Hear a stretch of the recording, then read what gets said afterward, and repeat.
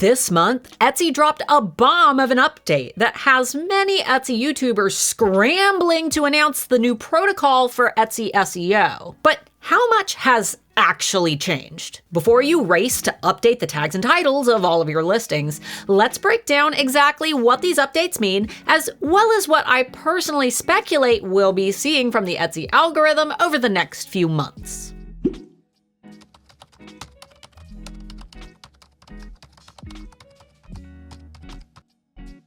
In case you're a newbie here, my name is Starla, founder of the Handmade Alpha Academy for Etsy sellers and manager at erank.com, Etsy's most popular SEO tool. Which is an important distinction, might I add, because YouTubers like myself and Pam Duthie, I love you, Pam, we work for the biggest Etsy SEO company in the world. And I'm not saying this means that we have all the answers, but it does mean that understanding Etsy's algorithm and staying on top of updates is our entire job. So let's take a deep dive into Etsy's recent article titled "The Anatomy of a Well-Crafted Etsy Listing" to see exactly what has changed when it comes to Etsy's best practices. Part 1 of the article is titled Listing Images, but don't get too worried here. When it comes to Etsy's algorithm, factors like your number of images or even changing or adding images have no impact on your search ranking. Though in this article, Etsy does bring to light a factor that sellers often lose sight of, which is that listings that aren't appealing to buyers and that don't get clicked on often do not perform as well in search because it's those positive customer interactions, the clicks, the favorites, and the sales that help listings to rise in search. Now, you may be saying, but Starla, the article specifically mentions optimizing your first image for search engines. And yes, the second line of section 1 does state that if you're looking to optimize your first listing for search engines, avoid text overlays, collages, or using collections of images for your first thumbnail. But what many people are missing is the distinct language Etsy has chosen to use here. Let's use our shop stats as an example. When looking at traffic sources within your Etsy dashboard, you may have noticed these two metrics: Etsy search and Etsy marketing and SEO. In all areas within Etsy's best practices, the ultimate guide to search, and within our shop stats, Etsy refers to internal traffic from Etsy or traffic brought in by your Etsy SEO as Etsy search. On the flip side, when Etsy refers to SEO in search engines, they're always referring to external search engines like Google. And it stands to reason that Etsy would mention not using text or collages for your thumbnail when it comes to optimizing for search engines, aka Google, because Google's best practices have always leaned towards clean, clear, and concise images. So is Etsy penalizing you for having a little bit of text on your thumbnails? Probably not. They're just pointing out that your listings may perform better in external searches and that listings without clutter, text, or collage-based photos tend to perform better when it comes to appealing to shoppers. But if you have listings with text or collage-style photos that are performing well, don't change them. These are just ideas to help you if you aren't seeing the sales and traffic that you want. However, this doesn't mean that nothing within Etsy's image standards has changed, because Etsy also stated that your first listing photo should have a width and height of at least 635 pixels to avoid showing up lower in searches. But we recommend your listing photos have a width and height of at least 2,000 pixels or more to make them pop to buyers. This is the first time Etsy has ever mentioned low resolution, specifically leading to lower search ranking. So if you have listings in your shop that display notices that look like this, you may want to drop them into Canva and up their resolution sizes to meet these minimum requirements, just to be safe.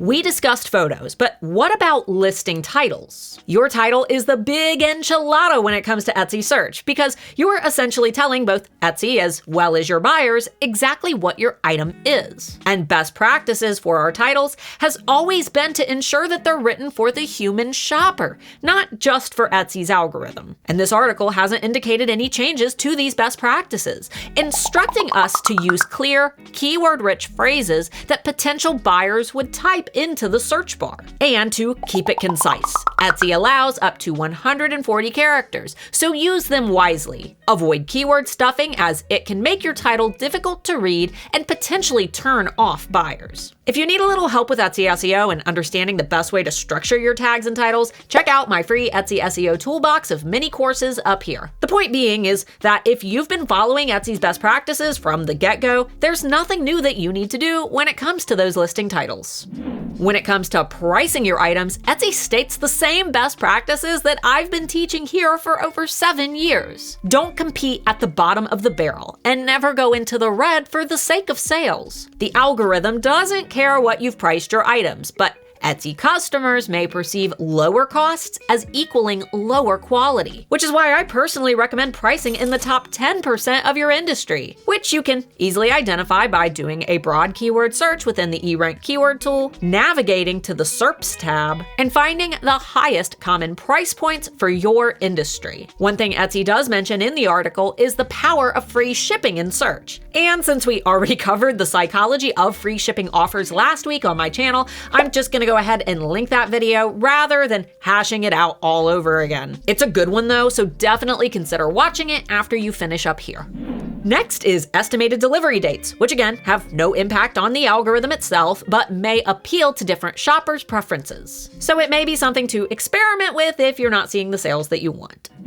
Okay, now here's something that has changed. While Etsy has always told us that filling out our shop policies positively contributes to our customer and marketplace experience score, thus positively impacting our search ranking, what they haven't ever mentioned is this line here. Having shop policies has a positive effect on your search placement, and using Etsy's shop policies template can give you an additional boost. Now, if you've started your shop in the last 10 years or before 2015, my God, was that 10 years ago? Anyway, sorry about the shell shock there. If you started your shop after 2015, you very likely already used the Etsy policies template because it became the default 10 years ago. But for senior sellers who have been around since before the update, you may still be using a grandfathered in version of your Etsy policies page, which allowed you to write out policies however you wanted, rather than following Etsy's template and guidelines. This is the first time Etsy has ever mentioned that using their policies template helps to give an additional boost.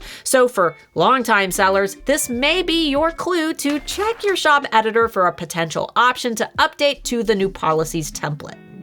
Etsy descriptions. This has been a long time coming because up until this article, the only indicator we've had for best practices concerning Etsy descriptions was from a 2023 Etsy Up event, during which Andrew Stanton, their head of search, said this. We pull out many of the same things that Ratish was talking about: styles, material, sizings.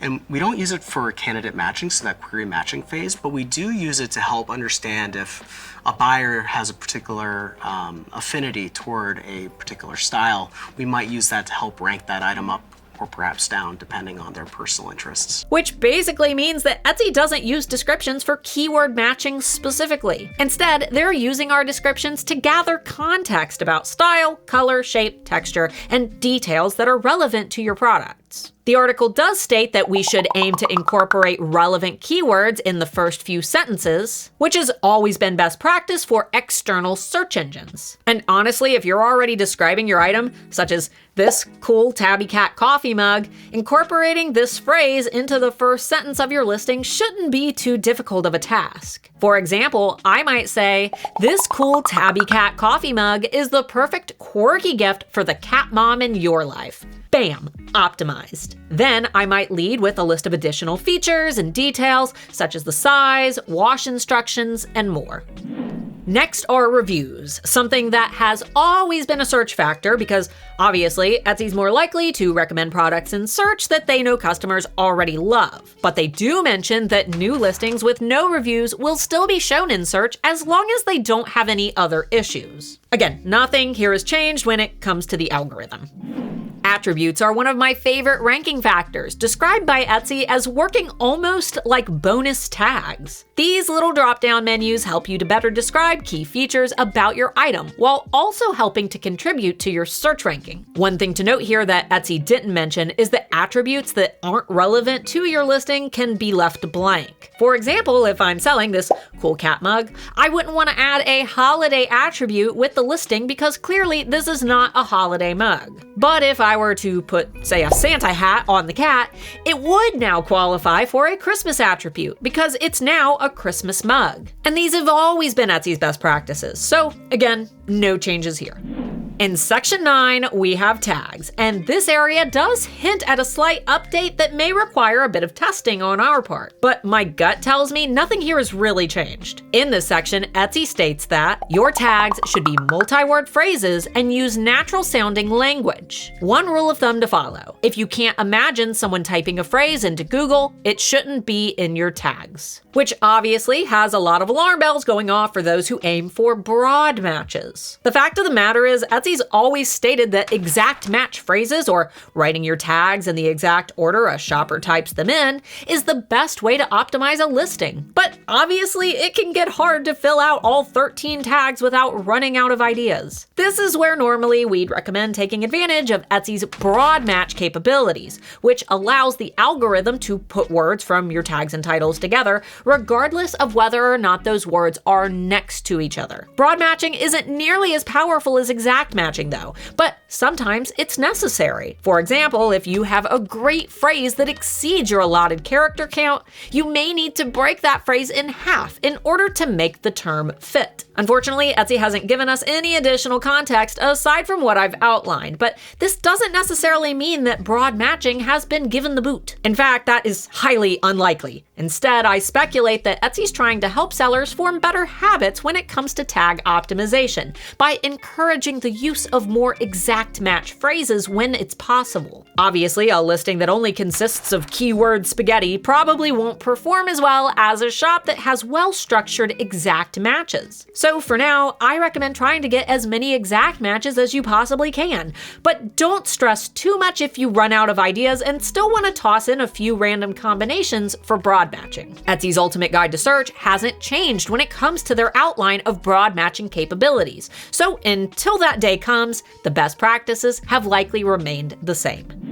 And lastly is your small business story. If you commonly watch my Etsy shop critiques, you already know that I am a stickler for a great About section. This includes the newspaper front page essentials, like a compelling headline, an interesting story, and a set of photos that connects me to that story. And while this article says nothing about your About section contributing to rank, the Ultimate Guide to Search does. Quite subtly, but it's here. Great reviews and an About section may improve your shop's search ranking, while intellectual property issues and cases can hurt it. These are all factors contributing to your customer and marketplace experience score, which is basically your good standing with Etsy. And it's also the #1 thing we notice sellers don't have when we critique their shops live on my channel. So don't wait. Get those About sections filled out with an inspiring brand story that helps to connect with your ideal shoppers.